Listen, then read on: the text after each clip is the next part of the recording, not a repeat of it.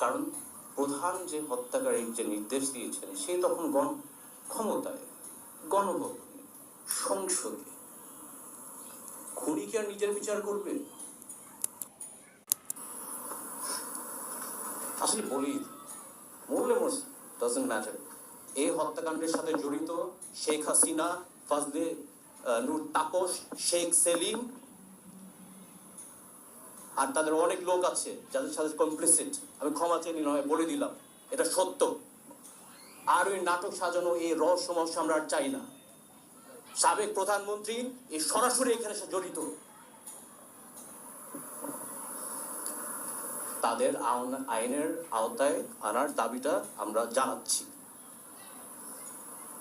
আর আমি ধন্যবাদ জানাতে চাই এই নতুন প্রজন্মের মুক্তিযোদ্ধা,